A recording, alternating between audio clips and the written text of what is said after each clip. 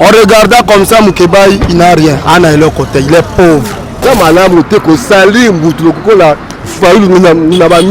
c'est quoi? Bon, il y a ce longwe et le banine na la muka et le bel côté. Il y a tout le monde qui fait makasa alinga son sarabila na pouvoir et le wana to sepela na ngwa tamketi. Mike Mukebai azo réclamer mbongo na ye oyo Fayulu azanango azo ngisele biloko na ye.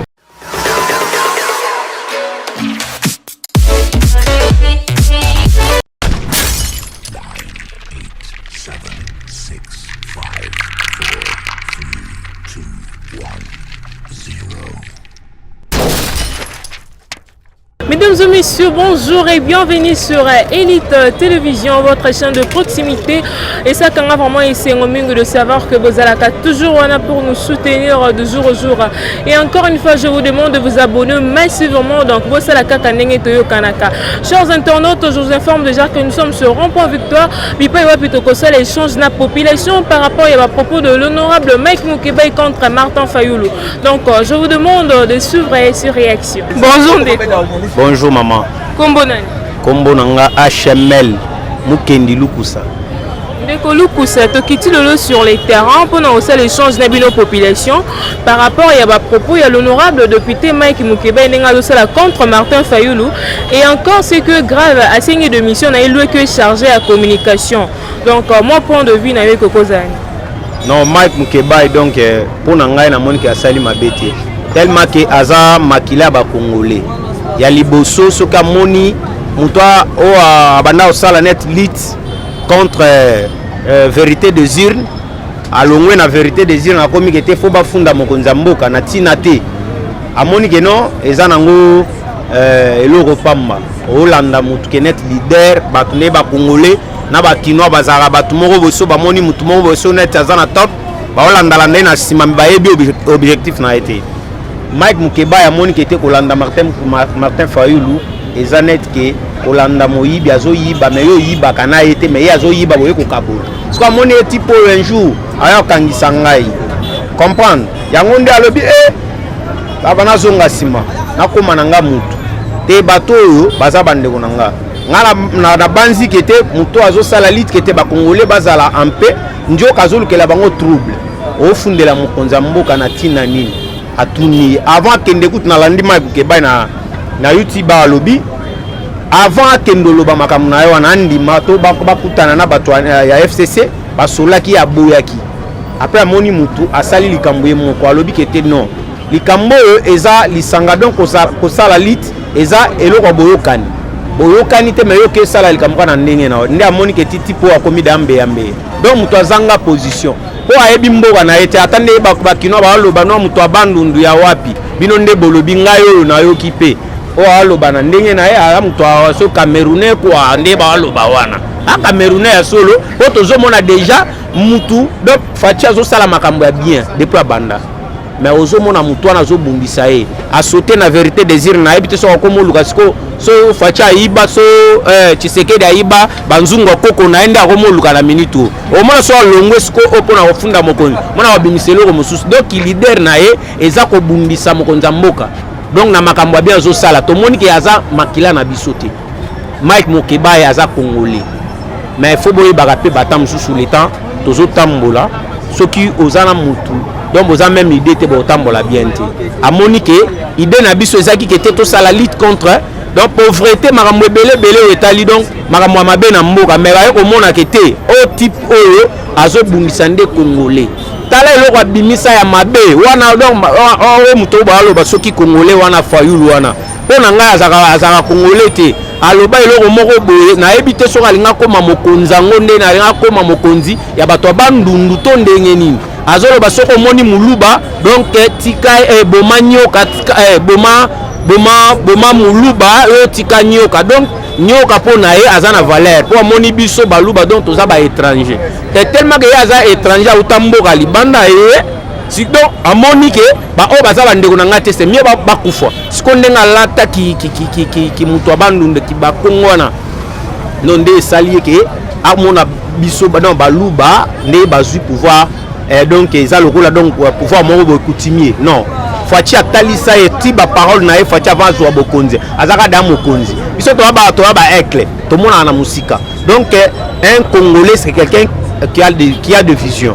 Mais ce que vous tambola, aux ana vision, te zolanda mutu moko ba me na libulu donc ezabilo moko ya kala mais foati quand même azotalisa mutu qui était pas comment akoma isika pena na objectif on zamba kelela e mais ce que zo mona mutu net fayulu wana babilo zo composer wana azo créer tribal asa créer yango baboma bato ebele à cause na ye mais na ebité so alinga koma mokonzi ka ya parti moko boye mais ye nazo sengele na mboka na nga bakwa kalonji bakotia ta chef coutumier moko boye donc soka aligné na kotinela ba mboka moko boye nga moko na yebi akoma chef coutumier wana a diriger kaka kamwa secteur wana mais pona kozala mokonzi mboka donc ata na ndoto famille na ye donc bakozwa eloko te jamais et jamais abanza pe loko wana te na mutu na yeke ekoko yela ye ata na ndoto donc surtout ka lota ndoto mabe amona koma mokonzi sikoyo alamuki bolobi ndoko ezaki nango milimu mabe yango nde komo sala ekanda donc ye azobungisa mokonzi mboka azosala lit na ye toyebaka te ezalaka nini depo abandi ti bato wana bazolanda na nsima soko otali vi na bango ezalaka médiocre Mokebai depo aza kuna soko omoni aza kokonda mais quand même namoni mikolo moi santé na lande lobby soko azolanda penga do namoni quand même azongi mutu quoi siko leta ya azongi bakomi ke no makila ekangi te bongo te donc congolais azobunda pona congolais donc eza makambo ya ke tribute boye naza mutu aboye te wana biloko wana te fatia za mokonza batu nyonso c'est pourquoi biso tozolanda et tolingi eza kozala muluba te eza kozala mukongo te bato baza sima fati donc baza na bango donc baza na bango à l'aise bazo sala na ya l'aise fati aza mokonzi bakwa kalonji bakwa kanigi tout consorté aza mokonzi ya peuple congolais esili. Ouais, bonjour madame. Comment nani? Comment ngai frère Dieu? Frère Dieu, tu quittes sur les terrains, tu as par rapport à sujet, l'honorable Mike Mukeba a propos contre Martin Fayoulou. Avis na wezani. Madame, merci.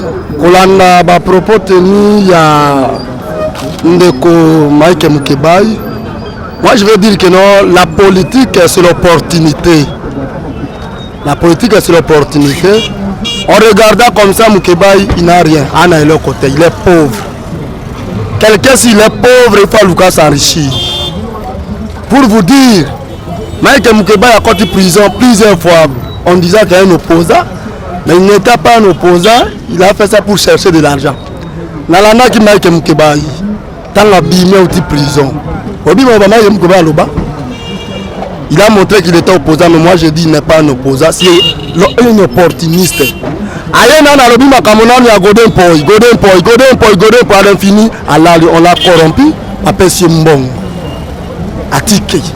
C'est un quelqu'un qui est pauvre, Azul Kambongo. Et c'est un secret a bien dit. Et c'est un secret à l'oba que Mbongo a Congo Bolia. Yango Mukeba Zosa. Mukeba ya sali politique wapi. Otu neno étude de mi ya sali ya politique. Et ça monte à la mouki lelo comme Azal le kwashite. Abani Kolobe Belé, il a commis de la député, a joué opportunité à député. À ce niveau, on a refusé Martin Faoul. À ce niveau, Mouké par rapport à Martin Faoul. Martin Faoul a fallu dans la coulée à grand-père. Et un secret de Wamoumba. À ce politique, il y a Tata Naïbabini. Notre élève à Sala Kamakamwa maître. Landa, ce qu'on a image, il y a un secret de la zone Tapo, Taouti Belgique. Alors, pas que Bokangela Ndekawana, c'était qui? C'était Kabila. Ndeko ya bakabaka na seki. Martin Faoul c'est un opposant reconnu na Congo Sikake. Vrai opposant c'est Martin Faoul.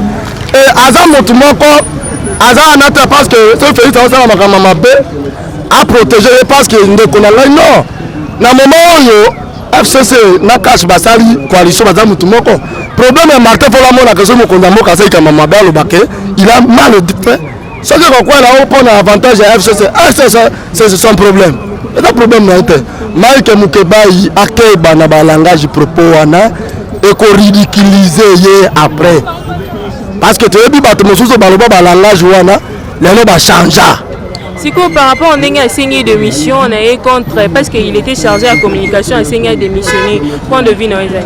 A démissionner par rapport na Nenga chargé à communication à la muka c'est quoi signé démission. Maman, est-ce que dans la muka il y a les gens manquent? Il y a ça qui Mike Mukeba a démissionné. Et si quelqu'un démissionne à poste, il a montré la compétence. Il est compétent. il est compétent parce que moto quand la fonction na yo soki on a comme ko luka bandi il y a ko démissionner le bas que déjà il y a quelque chose qui ne marche pas. D'ailleurs moi je souhaite que le wala la muka. Je souhaite que le wala pas tout le monde a comme mauvais fruit pour la muka. Parce que déjà ça sali makalia allié déjà. Kala. Là il y a le mag Mukeba fa na commune ya Lingwala. Si vous partez dans ndako na ebota ndako na vie azo mener ana le côté il faut luka mbongo. Peut-être on a donné déjà l'argent. yango na bisaki bango ke na bisaka bata la muka intention na bato su bayaka ko s'adhérer na la muka ka passe bazwa mayele ya la muka bakele nango libana pa la muka kweya et la muka ko kweya te parce que 2023 la muka ko za kaka parce que la muka da yevo bay ba que za plateforme électorale et ça parti politique te même si aujourd'hui Mike Mutobel parle qu'il a démissionné moi j'accepte sa démission akende soki akomona ke ba communicateur la muka to kozanga ba communicateur il y aura toujours des bons communicateurs par rapport na ye alors na yebisa ke ake ba parce que carrière na ye ko cycle na buzo ba na zo sala moi je soutiens na mona na zo regretter na ba politicien congolais na zo tala otala Franck Djongo ko réagir par rapport na Martin Faoulou bah il y a des gens qui parlent à Mbongo. Talangana d'accord affirmé c'est Martin Faoulou a dit à Kambongo mais celui qui est le président de ce pays c'est Martin Faoulou. Mais comme Azali Moto Tambola que Etienne Sekedi a vu ça ne trahit pas le Congo. Ako trahit Congo te. Et ce qu'il fait là, il connaît. Félix Arenani Martin Faoulou ça alors comment côté parce que et puis ça est sonné biso peuple tout le monde a cassé l'État.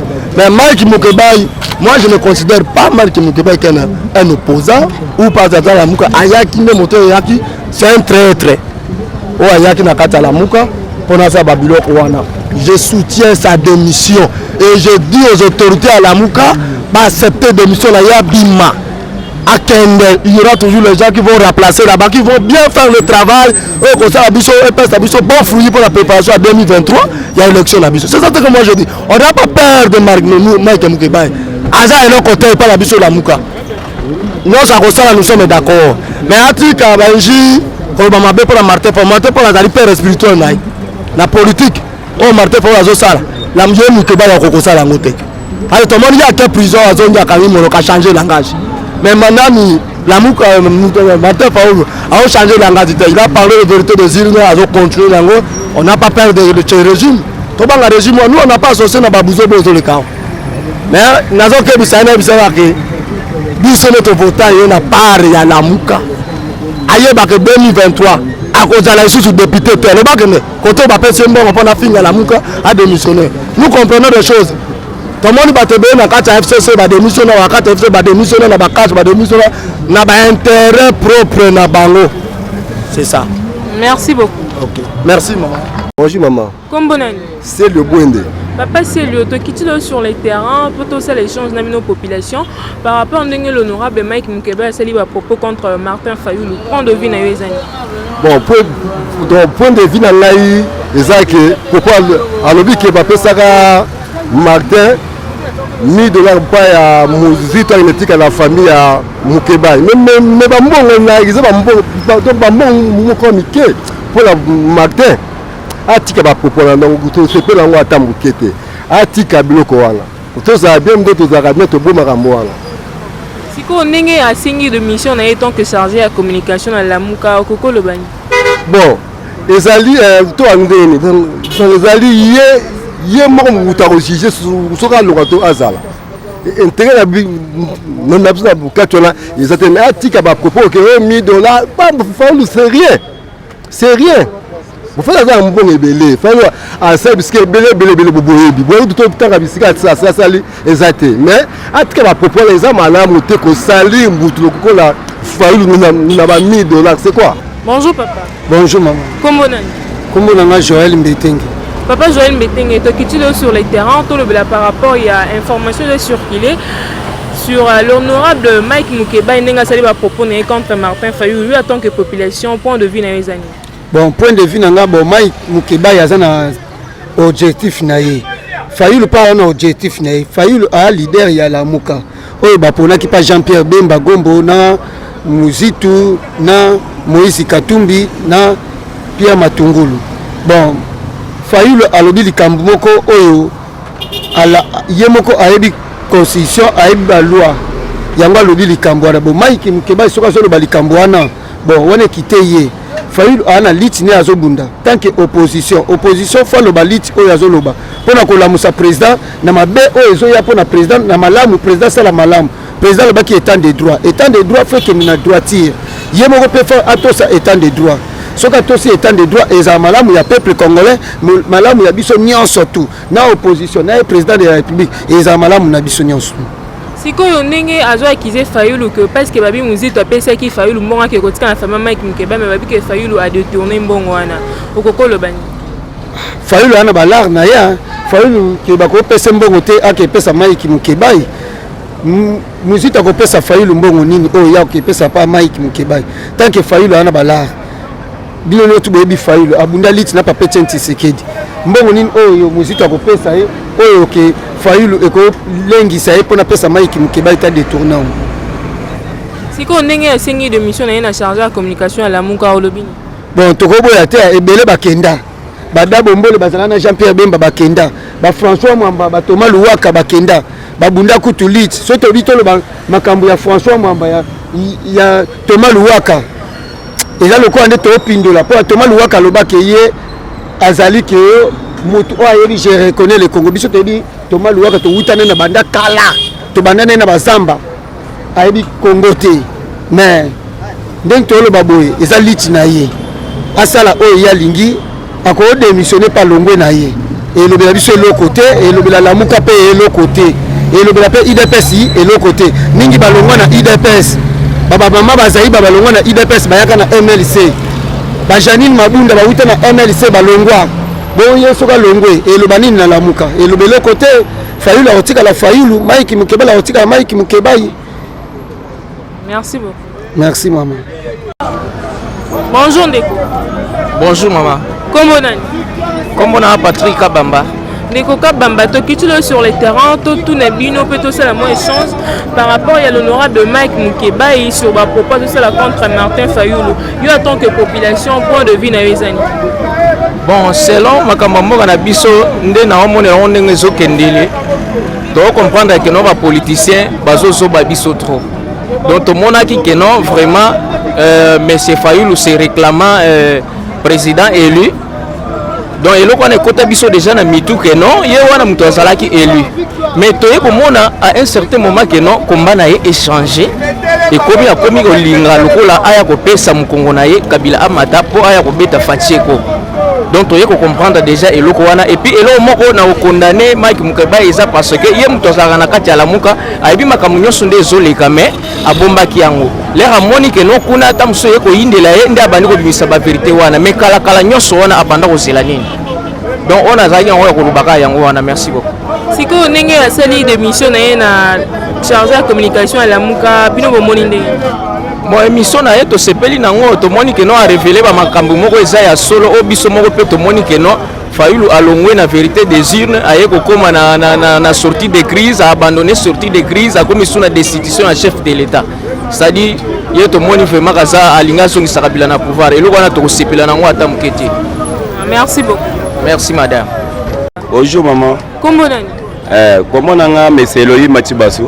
Papa Elohim te quitte sur le terrain pour tout Nabino par rapport, je pense que vous qui déjà bah nouvelle oiseau sur qu'il est l'honorable Mike Mukeba a ça la mauvais propos contre Martin Fayulu, ce que vous copez c'est mon point de vue. Bon, merci beaucoup monsieur le journaliste. Na sepeli makasi na mutuno o lobby. Bon. Au moni lelo eloko boma RDC c'est la tribale. Et loko ndeko na biso Martin Fayulu azana kati ya kosala c'est un tribalisme et d'ailleurs ceux qui te l'ont bien biso ba congolais tous la gandenga zawana te c'est-à-dire ceux qui te keyi na kati nango akozala étranger parce que un congolais jamais akozala diabo liboso ya un congolais asa diabo ya liboso ya mibale ceux qui ndeko na biso Mike Mukeba ya lobi kaso démissionner na lamuka eza malamu asa libre muto kotse na lamuka te et puis asa libre pe akobima ye moko ko pona place nini akoki ko soutenir eza neti te ke wo lokolo yo salaki na lamuka wo kangandika na lamuka est-ce que bantu lamuka kutu elingi koloba nini lamuka elingi koloba nini et d'ailleurs muntu ayaka na kombo ya Lamuka c'est président Félix. Alors les bango bakomi komikumi c'est Lamuka entre Makamukebai entre Ndeko Fayulu Azolo Makasi Kolo Makasi bon tout le basikoyo a comme porte-parole ya Lamuka ou bien yende chef ya opposition ou bien il faut to yeba ayer sur opposition na ou bien ceux qui accueilli na kati ba PC mongo allié la bandiko finga baninga ça n'est pas de sens et d'ailleurs mais c'est Fayulu azo mérité atate kozala un de l'opposition parce que makambo zo sala ça c'est la haine pona ngai Maïka Mukebai aza libre oh c'est la distraction c'est la distraction biso awa toza bana mboka souci na biso président oyo aya abongisa mboka net par exemple les loba voté que non oh recensement et salam c'est bien recensement et salam parce que c'est depuis Mobutu parce que le recensement comme Kolomoko il faut tout ça le recensement poto yeba qui est congolais ou bien qui n'a pas congolais et d'ailleurs ce qui te continue la carte si ba politicien bise belé pour le bakaka sur le côté bango ta ba congolais mais ndeko na biso na atika bilobela Maître Mukebai ya libre ata lobi ka démissionner pour na ngaya démissionner ngana la muka yemo ko poneska ko ken. Merci beaucoup. Molo bananga na salaki nango ya ngwana ya liboso bon makambo sala makambo en biso to lingi en ate biso to lingi bolingo Congo c'est bumoko Martin Fayulu azana bolingo le problème est que Mike Mukebai nem tazo ba mauvais propos contre Martin Fayulu et le koni nezola que Martin Fayulu azana bolingo et ya liboso nakoki koloba boye olimbisanga na malobo na lobby lelo Martin Fayulu soki azande azawana ya liboso abima na ye député pour la première fois c'est pour IDPS lelo azo finga IDPS ko yibanga biloko na yi est-ce que yi azana parti pena IDPS ko yiba ye biloko et yami balelo lelo soki Martin Fayulu ayebani c'est à cause de Jean-Pierre Mbemba na Moïse Katumbi mais sur le bon faut savoir qu'il y a un parti opposant nan Martin Fayulu opposant ya un ou bien opposant un opposant c'est la kaboyeta na milito tozapo ozala bien opposant il faut ça opposition et républicaine pour se retrouver ce qui yo non ngana zo sala opposition radicale oko ku faute yo zolo bana ndenge zolo biso to lingi président na biso population nde to lingi président est-ce que to kolinga yo te biso to zolika kolinga muntu azo sala makambo bien azo bonisa moko kala par exemple lelo baso to de moto to banda ko tala ngoka bana ba film na ba pays voisins ba pays trans mais tala lelo to moni pe baso to moto e komina mboka na biso siko yo soko zo la biso na discours moko ya yana papa wana au moins que yo pena ozala yo moko na mboko oyo bientôt betelo maboko mais comme les autres comme sangai et pas yande ko na biso Martin Fayulu azalaki opposant Félix Tshisekedi opposant Shadari monto majorité bagay na course Tshisekedi akendaki na caméra na ye bango bazalaki ebele mais le peuple congolais a confiance na ye apesi Félix Tshisekedi abimi na ye comme président de la République est-ce que Martin Fayulu bazo ebisaki ata lobi lelo nde Tshisekedi akolonga na kiti atikela yake kovana jamais ozolo bana ozolekisa na yo ta ya pamba ngonga pamba zala l'aise et puis batandaki loboko ayaka tosala mosala toza moko bana mboka lokola zana N ça veut dire quoi un étranger azalaka na N na kati na ye tango un étranger ayaka na mboka ya baninga akoya akosiki wona changer nationalité ou bien po papa na ngai indépendance ekuteli biso awa nga pe na komi congolais bien sûr to boyite mais sala makambo oyo ba congolais balingi soko moni ke makambo nazo sala ba congolais bakosepela ngo te tika na yo papa tika na yo. Merci beaucoup. Bonjour papa. Bonjour maman. Kombo nani? Nga Jean-Pierre Ngombo. Papa Jean-Pierre Ngombo, tu es sur les terrains, tu es la population sur à propos il y a l'honorable Mike Mukebai Nengazo sala contre Martin Fayulu soko kokopé c'est mon point de vue. Bon, problème on a kosenga na ba politicien na biso, bazala courage wana koloba na bato vérité. Problème est que l'air mutazo kumisa yo aza mutu na yo. Soki alongwe pa na yo akomi pese ba kombo. quand même nazosenga kaka na bapoliticien congolo bayeba kosasime na makambo baosala. Mike Mukeba lere azalaki na prison propos na bango na moto na bango Fayulu ezalaki ndenge mosusu lere abimi mpe ekomi ndenge mosusu. C'est pour dire que congolais ayeba kosasime ngai ndenge babiloko nyonso tozoleka boye natikali jamais kozala pour Fayulu te na vota ye te, mais parce que aza motu moko aza constante na makambo oyo azosala façon na ye ya koloba façon na ye kozala okopanda yango azolobaka bayeba kosasime bazala responsable ya koyebisa bato mpe vérité ndenge ezali. Mike Mukeba asasime okopanda asasime ke ndenge eza wana longwe kokota na parti politique ezalaka te babendi mutu na singa te mutu akota librement akolonga mpe librement okopandre na ntina na ngai nalobi kaka ke bapoliticien bayeba kosasime. Mike Mukeba aza mokolo Fayulu mpe aza mokolo okopandre bayebaka ndenge nini bakoharmonize pourvu ke batiaka biso population te na babulu yeke omolere bino omotendre biso micro boye veut dire que bulu yeke ekoti mais Fayulu azwa courage ya koyebisa bato pena ke en tout cas makambo eza boye Mukeba mpe ayebisa bato vérité eso moninga te comprendre mais biso pena bapropos na bango wana biso nga na koloba tosi tokoli mpo tokokoya so na bablage wana te biso totala match ndenge yoleka en tout cas tokokoya so na babiloko wana te. Merci beaucoup. Merci. Bonjour papa. Bonjour monsieur le journaliste. Kombo nani? Kombo na ngai Gabriel Badine Yezu. Ndeko Gabriel, tu quittes sur le terrain pour tous les échanges Nabino par rapport à propos il y a l'honorable Mike Mukeba contre Martin Fayulu. Ce qu'on peut c'est mon point de vue. Pour la ngai ndeko journaliste, naza politicien te, naza chrétien. Mais quand la déclaration yo ndeko Mukeba ya salaki contre ndeko Fayulu, a salaki opinion ataleli nano de opinion na ye atali babandaki na monsieur Fayulu depuis 2019 na makambo ya Genève tango Félix Tshisekedi akiti sur terrain aretiraki signature na ye Fayulu na Mukeba bakei kosala lisanga na bango mais tokei na élection Félix Tshisekedi a gagné par élection, Fayulu a échoué, Mike Mukeba a tikali na Lamuka. Babandolo bake bangonde ba kanya ya élection. Mais skoro Fayulu biso nyonso ba congolais toza surpris. Tango tozoka lelo Mike Mukeba ya zoloba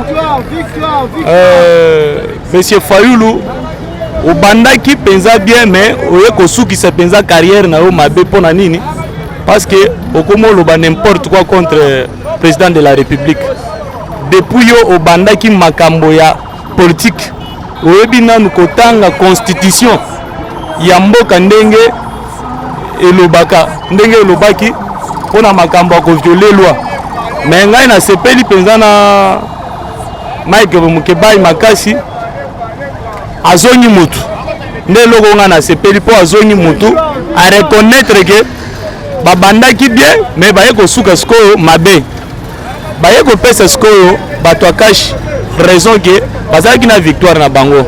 Mike Mukeba azo réclamer mbongo na ye oyo Fayulu aza nango azongisele biloko na ye. Merci monsieur le journaliste. Merci beaucoup. Bonjour Ndeko. Bonjour maman. Kombo nani? Kombo Cédric Mutombo. Ndeko Cédric Mutombo, tu quittes le sur le terrain pour tous ces échanges de nos populations par rapport à Makambo de circuler l'honorable député Mike Mukeba et sur la propos de contre Martin Fayulu. Point de vue dans les années. Bon maman, ngana oloba politique ya mboko vraiment ils ont prouvé que ils ont la capone intérêt à la population terre. Na maramotozo mona wa politicien na biso vraiment ils ont passé vraiment, ils ont passé. Comment on a mutu oyo abanda ko kumbe tuma munene ya koloba yende aza président élu mais lelo to monika ba soldat na ye batuna ye ba komo bimisa ba mususu oyo ezali impossible mutu lo wala Martin Fayulu Mike Mukeba zoloba lelo ke adofu mususu atindela ki ye $1000 mais Martin Fayulu atika koloba na Mike teke adofu atindela $1000. Et ça quand mon oiseau prétendre qu'on est le président de la République. Le Mike Mukeba azo c'est la musique $50 naé. Parce que bon connaît pas Mike Mukeba a sali calcul les $950.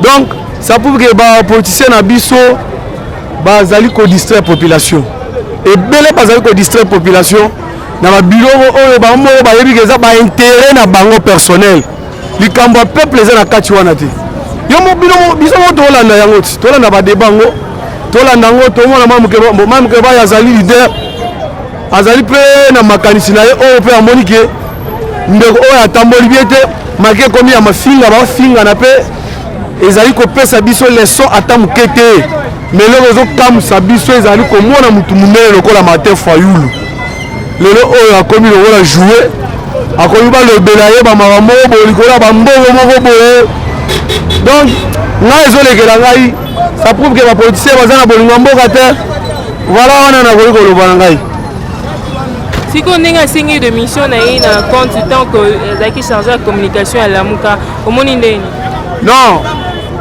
démission na ye c'est tout à fait normal parce que omoni zona lokola likambo azo aévoke ya lisanga bongango bamaiki wana babandi kambe metumba na Lamuka kala lisanga bongango azalaki na gouvernement ya Chibala abengaki Félix Tshisekedi mokonzi ya mboka akende kopresente na coupe ya bana basi yao subitement tomoni kaka lisanga bongango akomi na Lamuka akomi Martin Fayulu nde président sikoyo bamaiki wana bazalaki ka wana Martin apesi bango mosala moko teke no akumba eloko monene lokola oyo azobenga plan de sortie de crise aye kopesaka lisanga bongango sikoyo so maiki atrouve bon que non akoki kotambola na bango te c'est tout à fait normal eza point de vue na ye c'est tout à fait normal akoki kotambola na bango te mpo akumba mutu oyo amoniki aza crédible te c'est tout à fait normal mpo na ngai donc adémissionne na ye place wana selon ba vision na ye ba ambition na ye aye kotambola na bango elongo te c'est tout à fait normal c'est normal. Merci beaucoup. Merci maman. Bonjour Ndeko. Bonjour maman. Comment allez-vous? Manassé reste Yakano. Ndeko Manassé est quitte sur les terrains tout le par rapport à les camos et les circuler actuellement. N'est l'honorable député Mike Mukeba a baba mauvais propos contre Martin Fayulu tandis que tu es bien bazaki na lit moko. Mais le loli comme tout le monde que Mike Mukeba a commis koloba mabe pour na Fayulu. En plus de cela le but que Martin Fayulu a escroqué mbongo donc yo point de vue dans les années. nalingo pesa conseil pandeko Mukebai politique ezala ndenge ya memela yango te azalaka des fois couteau des tranchants ye moto ya liboso akumisa Martin Fayulu afinga Félix na bandenge nyonso Mukebai wana nalanda baémission ebele aloba bapropos ko tendance nezala wapi azalaka nao nani aza député siko député ngo siko positionné yebanaka te donc Mukeba etika biloko wana ya distraction to a besoin moko ya avancer moko ke liboso to na ba propos moko te mais Mukeba alobaki boye Martin Fayulu alobaki boye tandis que na ba mboka mususu ba ovanda po baloba 2030 to sala boye 2020 to luka boye mais biso ya mboka na biso za kala roi ba songi tel alobi boye Martin Fayulu alobi boye Félix Kuta alobi boye siko solution to ozande ni na mboko donc ba propos na moni sozo la nangai atika ba propos neza vraiment bien te siko ndenge singi de mission na ye na Lamuka